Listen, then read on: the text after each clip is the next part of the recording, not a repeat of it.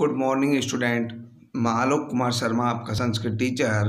आज कक्षा 9th की संस्कृत की ऑनलाइन क्लासेज में हम लेकर के आए हैं इस श्रृंखला का, जो आपकी पाठ्य पुस्तक है उसी श्रृंखला का पाठ नंबर 6 षष्ठ पाठ है, जिसका नाम है भ्रांतो बालः। भ्रांतो से तात्पर्य होता है भ्रमित और बालः से तात्पर्य होता है बालक। अर्थात इस चैप्टर का नाम है भ्रमित बालक। इस चैप्टर के अंतर्गत अब हम इस श्रृंखला में आगे अध्ययन करेंगे और जानेंगे कि इसमें पाठसार क्या दिया गया है, क्या इसके अंतर्गत वर्णन किया गया है। इस सारी श्रृंखला को हम जानेंगे और पहचानेंगे और इसे अपने जो सिलेबस है उसमें हम अध्ययन करेंगे। तो देखिए बेटा, सबसे पहले तो मैं कक्षा 9th की संस्कृत के ऑनलाइन क्लासेज में आप सभी स्टूडेंट्स का एक बार फिर से स्वागत करता हूं और प्रारंभ करते हूं आज का जो हमारा चैप्टर है, चैप्टर नंबर 6 भ्रांतो बालः, अर्थात भ्रमित बालक। तो बेटे अब देखते हैं, सबसे पहले हम अध्ययन करते हैं इस चैप्टर की जो श्रृंखला है, इस श्रृंखला के पाठसार को। देखिए, क्योंकि हम भी जानते हैं कि यदि कोई भी विषय वस्तु हमारे सामने होती है तो उस विषय वस्तु के बारे में सबसे पहले हमें उसके सारांश रूप में जानना बहुत ज़रूरी है, तभी हम उसका विस्तार पूर्वक अध्ययन कर पाते हैं कि आखिर में इस विषय वस्तु के अंतर्गत क्या चीज़ बताई गई है। और हमारा जो पढ़ना होता है वो भी थोड़ा इंटरेस्टिंग होता है और हमें पढ़ने में भी आनंद आता है। तो जानते हैं इस भ्रमित बालक अर्थात इस भ्रांतो बालः पाठ का पाठसार क्या कहता है। और इस पाठसार में की अगर हम बात करें तो सबसे पहले इस पाठसार में हम जानेंगे कि यह जो भ्रमित बालक है, यह भ्रांतो जो बालः है, यह कहाँ से इस कथा को लिया गया है और उस कथा के अंतर्गत क्या वर्णन किया गया है। तो जानते हैं इस चैप्टर के पाठसार को। तो आइए पढ़ना प्रारंभ करते हैं। प्रस्तुतो अयम पाठः संस्कृत प्रौढ़ पाठावली इति कथा ग्रंथात् संपादनम कृत्वा संग्रहितो अस्ति। तो बेटा देखते हैं, सबसे पहले जब हम पाठसार को पढ़ रहे हैं तो इस पाठसार के हम सबसे पहले एक एक शब्द का हिंदी अर्थ जानेंगे, देन उसके पश्चात हम पूरे वाक्य का हिंदी अर्थ जानेंगे और फिर हम एक बार फिर से पूरे एक पाठसार का वर्णन को हम जानेंगे। तो आइए करते हैं एक एक शब्द का हिंदी अर्थ। प्रस्तुतों से तात्पर्य होता है प्रस्तुत, अयम से तात्पर्य होता है यह, पाठे से तात्पर्य होता है पाठ, संस्कृत प्रौढ़ पाठावली किसी एक ग्रंथ का नाम है, कथा ग्रंथात अर्थात यह संस्कृत प्रौढ़ पाठावली जो है ये एक कथा ग्रंथ है, संपादनम अर्थात इसको संपादित करके, कृत्वा अर्थात करके, संग्रहितो अस्ति अर्थात संग्रहित किया गया है या लिया गया है। तो इसका हिंदी अर्थ होता है प्रस्तुत यह पाठ संस्कृत प्रौढ़ पाठावली इस कथा ग्रंथ से संपादित करके संग्रहित किया गया है या लिया गया है। अर्थात प्रस्तुत यह जो पाठ है यह संस्कृत प्रौढ़ पाठावली इस कथा ग्रंथ से संपादित करके लिया गया है। अस्याम कथायाम एके तादृशः बालः चित्रितो अस्ति। अस्याम अर्थात इस, कथायाम अर्थात कथा में, एके अर्थात एक, तादृश अर्थात ऐसे, बालः अर्थात बालक का, चित्रितो अस्ति चित्रित किया गया है। इस कथा में एक ऐसे बालक का चित्रण किया गया है या उसको चित्रित किया गया है या उसको उकेरा गया है। यस्य रुचि स्वाध्याय अपेक्षा क्रीडने अधिका भवति। यस्य अर्थात जिसकी, रुचि अर्थात रुचि, स्वाध्याय अपेक्षा अर्थात अध्ययन की अपेक्षा, क्रीडने अर्थात खेलने में, अधिका अर्थात अधिक, भवति अर्थात होती है। अर्थात जिसकी रुचि स्वाध्याय की अपेक्षा, पढ़ाई की अपेक्षा या अध्ययन की अपेक्षा खेलने में अधिक होती है। कहने का तात्पर्य है कि इस कथा के अंदर एक ऐसे बालक का चित्रण किया गया है जिसकी रुचि स्व अध्ययन की अपेक्षा अर्थात जिसका मन अध्ययन की अपेक्षा खेलने में अधिक होता है। नेक्स्ट आगे देखते हैं। स सर्वदा क्रीडनार्थम एव अभिलषति परश्च तस्य सखाय स्वस्व कर्मणि संलग्ना भवन्ति। स अर्थात वह सर्वदा अर्थात हमेशा क्रीडनार्थम एव अर्थात खेलने में ही या खेलने की ही अभिलषति अर्थात अभिलाषा करता है या इच्छा करता है परंच और परंतु तस्य सखाय उसके मित्र स्व स्व कर्मणि संलग्ना अपने अपने कार्य में लगे हुए होते हैं। कहने का तात्पर्य है वह हमेशा ही खेलने की इच्छा रखता है, खेल कूद की इच्छा करता है, परंतु उसके जो मित्र हैं वह अपने अपने कार्य में लगे हुए होते हैं। नेक्स्ट आगे देखते हैं। अस्मात् कारणात् ते अनेन सह न क्रीडन्ति। अस्मात् अर्थात इस, कारणात् अर्थात कारण, ते अर्थात वे, अनेन अर्थात इसके, सह अर्थात साथ, न अर्थात नहीं, क्रीडन्ति अर्थात खेलते हैं। अर्थात कहने का तात्पर्य है कि अस्मात् कारणात् ते अनेन सह न क्रीडन्ति, इस कारण से वे इसके साथ में, उस बालक के साथ में नहीं खेलते हैं। अतः एकाकी स नैरास्यं प्राप्य विचिन्त्यति यत् स एव रिक्तः सन् इतस्ततः भ्रमति। अतः अर्थात इसलिए, एकाकी अर्थात एकाकी वह बालक जब उसके साथ में कोई नहीं खेलता है और जो अकेला व्यक्ति होता है उसे कहते हैं एकाकी भाव। स अर्थात वह नैरास्यम अर्थात निराशा को प्राप्यम अर्थात प्राप्त करके विचिन्त्यति अर्थात विचार करता है या सोचता है। क्या सोचता है?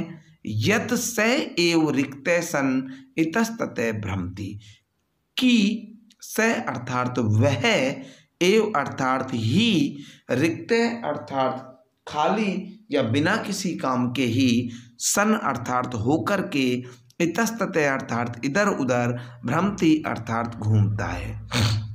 तो कहने का तात्पर्य है अतः एकाकी से नैरास्यम प्राप्य विचिन्त्यति यत् स एव रिक्तः सन इतस्ततः भ्रमति। कहने का तात्पर्य है कि अतः इसलिए एकाकी भाव से वह निराशा को प्राप्त करता है और विचार करता है कि वह ही बिना किसी काम के इधर उधर घूमता है। कालांतरे बोधो भवति यत् सर्वे अपि स्व स्व कार्यं कुर्वन्तः सन्ति अतो मया अपि तदेव कर्तव्यं येन मम काले सार्थक स्यात्। कालांतरे अर्थात समय के साथ साथ या धीरे धीरे, बोधो भवति उसको बोध होता है या उसको ज्ञान होता है, यत् अर्थात कि, सर्वे अपि सभी भी, सभी स्व स्व कार्यम अपने अपने कार्य में, कुर्वन्तः कर रहे हैं, अतो मया अपि इसलिए मुझे भी, तदेव कर्तव्यम येन मम काले सार्थक के साथ, तद एव मया अपि अर्थात मुझे भी, तद एव ऐसे ही, कर्तव्यम कर्तव्यों को, येन करना चाहिए, जिससे मम अर्थात मेरा, काल सार्थक के साथ मेरा समय भी सार्थक हो। कहने का तात्पर्य है कि वह निश्चय करता है कि अब व्यर्थ में ही जो समय गंवाना है उसको छोड़ करके वह भी अपने ही कार्यों को करेगा। तो देखिए पाठ सार की अगर हम बात करें तो सबसे पहले हम इसकी थोड़ी सी एक रूपरेखा एक साथ पूरे पैराग्राफ की हिंदी अर्थ को एक बार देखते हैं।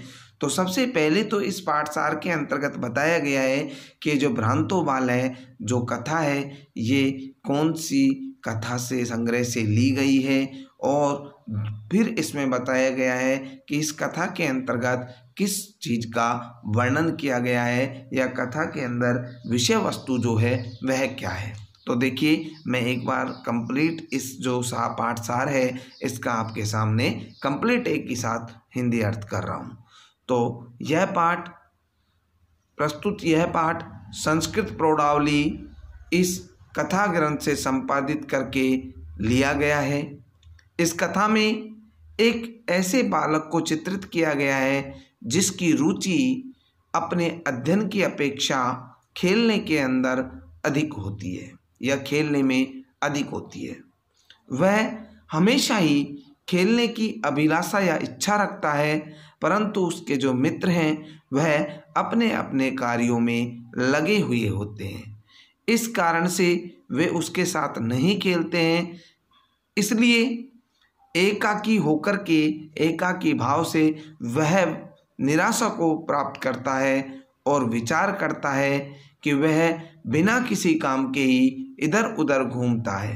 समय के साथ साथ उसे बोध होता है कि सभी अपने अपने कार्य में लगे हुए हैं, इसलिए मुझे भी अपने कार्यों को करना चाहिए, जिससे मेरा भी समय जो है वह क्या हो, मेरा भी समय जो है वह अच्छा हो या मेरा भी समय सार्थक हो या किसी काम आए। तो ये थी हमारे पाठ नंबर 6, षष्ठ पाठ है भ्रांतो बालय का पाठसार। तो देखिए बेटा, इसमें यही चीज़ बताई कि एक बालक जो हमेशा खेलने की इच्छा रखता है, अपने अध्ययन में उसकी रुचि नहीं होती है, लेकिन जैसे ही वो माहौल को देखता है कि उसके संगी साथी, उसके सखा, उसके मित्र, उसके सहपाठी जो हैं वो अपने अपने कार्यों में लगे हुए हैं, तो उसको निराशा उत्पन्न होती है और वह भी ऐसा विचार करता है कि अब से आगे वह भी बिना किसी काम के इधर उधर नहीं घूमेगा, वह भी ऐसे ही अध्ययन के प्रति अपने कार्य को करेगा, जिससे कि उसका भी समय सार्थक हो या अच्छा हो। यह इस पाठ का पाठसार था। अब हम प्रारंभ करते हैं हमारे इस चैप्टर की जो हमारी विषय वस्तु है उसको पढ़ना प्रारंभ करते हैं कि आखिर में इस विषय वस्तु के अंतर्गत क्या दिया गया है, इस कथा में क्या बताया गया है। तो देखिए, भ्रांते कश्चन बालः पाठशाला गमन वेलायाम क्रीडितुम अगच्छत्। सबसे पहले देखते हैं, हमारी वही रूपरेखा है।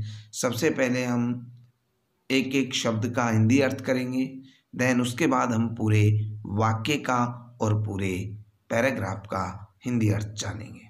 तो देखिए, भ्रांते कश्चन बालः पाठशाला गमन वेलायाम क्रीडितुम निर्जगाम, या कहने का तात्पर्य है कि भ्रांते कश्चन बालः पाठशाला गमन वेलायाम क्रीडितुम अगच्छत्।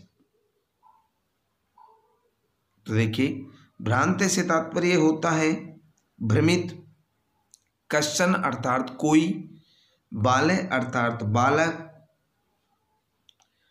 पाठशाला गमन वेलायाम, पाठशाला अर्थात पाठशाला या विद्यालय, गमन वेला से तात्पर्य होता है जाने के समय, क्रीडितुम अर्थात खेलने के लिए, अगच्छत् अर्थात आ गया।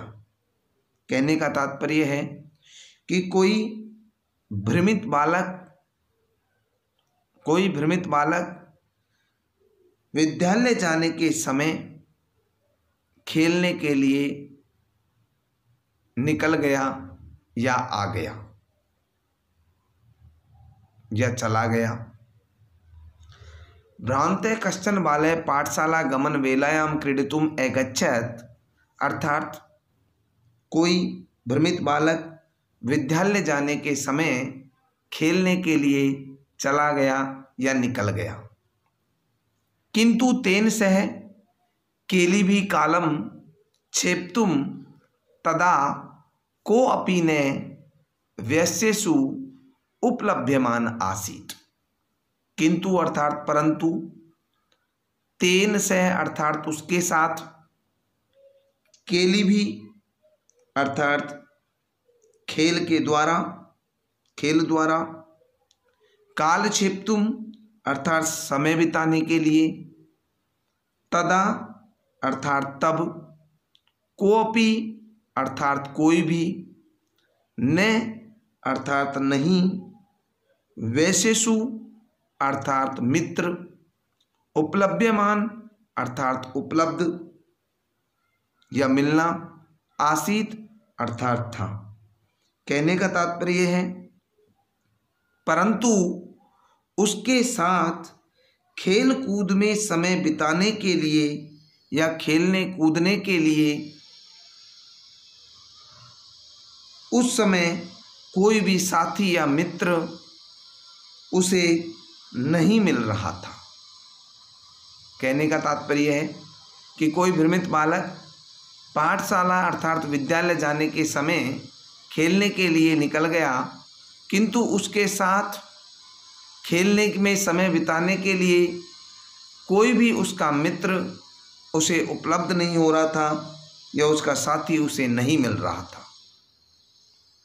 यतः ते सर्वे अपि पूर्वदिन पाठान स्मृत्वा विद्यालय गमनाय तुरमाण अभवन्। यत से तात्पर्य है क्योंकि, ते अर्थात वे सभी, सर्वे अपि सभी, पूर्व दिन पाठान पहले दिन के पाठों को या पहले दिन के जो बीता हुआ जो दिन थे उनके पाठों को स्मृत्वा याद करके, विद्यालय गमनाए विद्यालय जाने के लिए, त्वरमाणा अभवन अर्थात जल्दी में थे। त्वरमाण से तात्पर्य विद्यालय जाने के लिए जल्दी में या शीघ्रता में थे, क्योंकि वे सभी पहले दिन के पाठों को याद करके विद्यालय जाने की जल्दी में थे। तंद्रालु बालः लज्जया तेषां दृष्टिपथम अपि परिहरन् एकाकी किमपि उद्यानं प्राविशत्। अर्थात तंद्रालु अर्थात आलसी, बाले अर्थात बालक, लज्जया अर्थात लज्जा से। कहने का तात्पर्य है कि वह जो बालक है आलसी, वह बालक लज्जा से या शर्म से, तेसाम दृष्टि पथम अपि उनकी निगाह बचा करके, परिहरण अर्थात छुपा करके या बचा करके, एकाकी अर्थात अकेला ही, किमपि अर्थात किसी भी, उद्यानम अर्थात उद्यान में, बाग में या बगीचे में, प्राविशत अर्थात प्रवेश कर गया या चला गया। कहने का तात्पर्य है तंद्रालु बाले लज्जया तेसाम दृष्टि पथम अपि परिहरन् एकाकी किमपि उद्यानम प्राविशत। अर्थात आलसी वह बालक लज्जा के कारण या शर्म के कारण उनकी निगाह को बचा करके अकेला ही किसी उद्यान में चला गया। ये था हमारा पहला पैराग्राफ और इस पैराग्राफ की कंप्लीट हिंदी मैं एक साथ आपके सामने कर रहा हूँ। भ्रांते कश्चन बाले से लेकर के उद्यानम प्राविशत तक एक साथ हिंदी अर्थ आपके सामने है। भ्रमित हुआ कोई बालक पाठशाला जाने के समय खेलने के लिए चला गया, निकल गया, किंतु परंतु उसके साथ खेलने के लिए या खेलने में या खेल कूद में समय बिताने के लिए उस समय कोई भी उसका साथी या मित्र उसे नहीं मिल रहा था, क्योंकि वे सभी पहले के दिन के पाठों को याद कर विद्यालय जाने की जल्दी में थे। आलसी बालक लज्जा या शर्म के कारण उनकी निगाह बचा करके अकेला ही किसी उद्यान में या बगीचे में चला गया। नेक्स्ट पैराग्राफ देखते हैं। सह अचिंत्यत विरमन्तु एते वराका पुस्तक दासा। सह अचिंत्यत, सह अर्थात उसने, अचिंत्यत अर्थात सोचा, विरमन्तु अर्थात विरमन्तु से तात्पर्य होता है रहने दो, एते अर्थात ये, वराका अर्थात बेचारे, पुस्तक दासा अर्थात पुस्तकों के दास या पुस्तकों के गुलाम। कहने का तात्पर्य है उसने सोचा रहने दो इन बेचारे पुस्तक दासों को। अर्थात कहने का मतलब है ये किताबी कीड़े जो हैं मेरे साथ जो है खेलने नहीं चलते। तो कहने का तात्पर्य है स अचिंत्यत विरमन्तु एते वराका पुस्तक दासा, यानी कि जो बालक पढ़ रहे थे उन बालकों, जिन बालकों से वह दृष्टि को बचा करके उद्यान में आया था, तो उनके बारे में वो क्या कहता है, स अचिंत्यत, उसने सोचा कि इन बेचारे पुस्तक दासों को रहने दो, रहने दो इन बेचारे पुस्तक दासों को। अहम तु आत्मानं विनोदिष्यामि संप्रति विद्यालयं गत्वा भूयः क्रुद्धस्य उपाध्यायस्य मुखम द्रष्टुम न एव इच्छामि। अहम अर्थात मैं, तू अर्थात तो, आत्मानं अर्थात स्वयं को, विनोदिष्यामि अर्थात मनोरंजन करूँगा, संप्रति विद्यालयम निश्चय ही विद्यालय में, गत्वा अर्थात जाकर के, भूये क्रुद्धस्य अर्थात क्रुद्ध हुए, निश्चय रूप से क्रुद्ध हुए, उपाध्याय से अर्थात गुरु का या गुरुजी का, मुखम द्रष्टुम नैव इच्छामि, मुखम अर्थात मुख को, द्रष्टुम अर्थात देखने की या देखने के लिए, न एव अर्थात नहीं, इच्छामि अर्थात इच्छा है।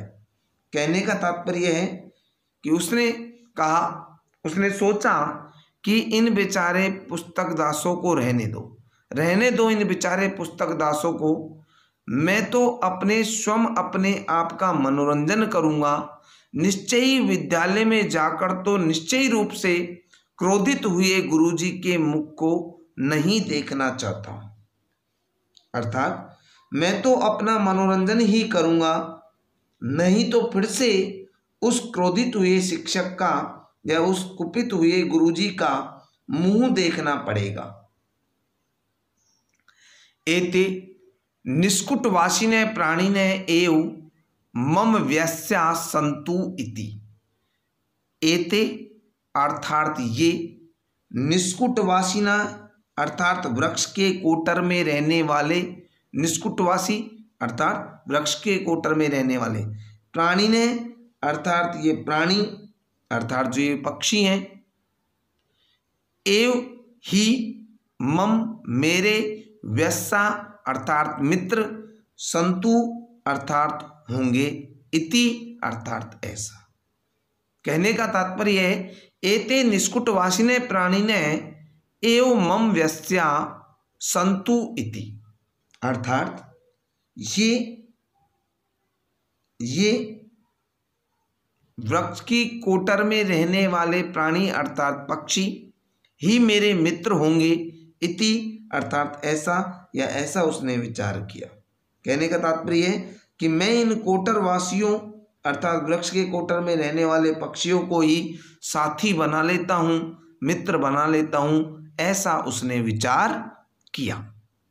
तो देखिए ये था आपका दूसरा पैराग्राफ, और अब इस दूसरे पैराग्राफ की जो हिंदी अर्थ है वह मैं आपके सामने एक साथ बता रहा हूँ। स अचिंत्यत से लेकर के संतु इति तक उसने विचार किया, उसने सोचा कि रहने दो इन बेचारे पुस्तक दासों को, मैं तो अपना मनोरंजन ही करूँगा, विद्यालय में जाकर के मुझे क्रुद्ध हुए या क्रोधित हुए गुरुजी के मुख को देखने की इच्छा नहीं है, मैं नहीं देखना चाहता हूँ। ये वृक्ष की कोटर में रहने वाले पक्षी जो हैं यही मेरे मित्र बनेंगे या होंगे, ऐसा उसने विचार किया। तो बेटा ये था आपके दूसरे जो पैराग्राफ है उसका हिंदी अर्थ। और बेटा ये थी आज की हमारी ऑनलाइन क्लासेज, और आज हम बात कर रहे हैं हमारी जो आज का जो ऑनलाइन क्लास है उसके होमवर्क के बारे में। तो बेटा आज का आपका होमवर्क है जो मैंने ये षष्ठ पाठ है भ्रांतो बालय, जो आपके सामने इसका पाठसार और इसके जो 2 पैराग्राफ मैंने आपको जो पढ़ाए हैं, सबसे पहले तो आपको पाठसार को संस्कृत में लिखना है और उसके बाद उस संस्कृत की आपको हिंदी अर्थ लिखना है, जो कि मैंने इस वीडियो के अंतर्गत की है। उसके बाद आप फर्स्ट पैराग्राफ की संस्कृत लिखेंगे और उसका हिंदी अर्थ लिखेंगे। देन उसके बाद सेकंड पैराग्राफ का आप संस्कृत लिखेंगे और उसका हिंदी अर्थ लिखेंगे। यानी कि सबसे पहले आपको आपकी संस्कृत की नोटबुक के अंदर सबसे पहले इस पाठ का सार संस्कृत में लिखना है और उसका हिंदी अर्थ करना है। देन उसके बाद में एक एक पैराग्राफ की संस्कृत और उसका हिंदी अर्थ लिखते हुए आपको अपनी नोटबुक में नीट एंड क्लीन आज का होमवर्क करना है। ये तो थी आपका आज की जो क्लास है उसका आपका होमवर्क। तो बेटा सेकंड बात है कि जो आपकी ये संस्कृत की ऑनलाइन क्लास चल रही है और जो शुरू से लेकर के मैं आज तक जो आपको, जैसे कि आज चैप्टर नंबर 6 आपका चल रहा है, तो इस चैप्टर के तक जो आज मैंने पढ़ाया है यहाँ तक आपका जो संस्कृत की नोटबुक में कार्य है, होमवर्क जो आपको प्रतिदिन मिल रहा है, उस होमवर्क को आपको कंप्लीट करना है। आज के होमवर्क के सहित नीट एंड क्लीन रूप से करना है। और हमने ऐसा डिसाइड किया है कि हम रैंडमली रूप से किसी भी स्टूडेंट्स की या सभी स्टूडेंट्स की जो नोटबुक है संस्कृत की, वो मैं आपको आपकी जो व्हाट्सएप ग्रुप है उसके माध्यम से मैं आपको संदेश दूंगा, एक मैसेज दूंगा कि आपको आपकी जो नोटबुक है वो पर्टिकुलर भी किसी स्टूडेंट्स के लिए हो सकती है और सभी स्टूडेंट्स के लिए भी हो सकती है। तो वो जैसा भी आपको संदेश मिले, सूचना मिले, तो आपको मेरे पर्सनल व्हाट्सएप नंबर पर आपको अपनी नोटबुक की जो पिक्स हैं, जो आपने होमवर्क किया है, वो आपको मेरे पर्सनल व्हाट्सएप नंबर पे भेजनी है। नेक्स्ट बात हम करें तो बेटा हम ऑनलाइन कक्षाओं के माध्यम से घर पे रहते हुए बहुत अच्छे से अध्ययन कर रहे हैं। मैंने जो अपने पढ़ाने की स्पीड है उसको भी काफ़ी कंट्रोल में रखा हुआ है। बहुत धीरे धीरे, बहुत संक्षिप्त रूप से, थोड़ा थोड़ा करते हुए एक एक शब्दों को, फिर एक एक वाक्य को, फिर उसके बाद देन पूरे पैराग्राफ का हिंदी अर्थ भी मैं आपके सामने एक साथ करता हूँ।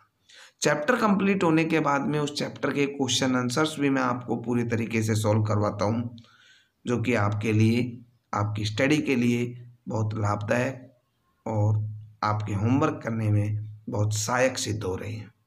तो बेटा आपको आपका होमवर्क जो है वो समय पर करना है और जैसे कि आपको सूचना मिले उसी के अकॉर्डिंग आपको आपका होमवर्क, तो किसी भी छात्र का नंबर आ सकता है, सभी का नंबर आ सकता है, तो इसलिए आप अपना होमवर्क जो है वह समय पर करके रखें। और होमवर्क जो आप कर रहे हैं वो भी बहुत अच्छे से साफ सुथरा, नीट एंड क्लीन होना चाहिए।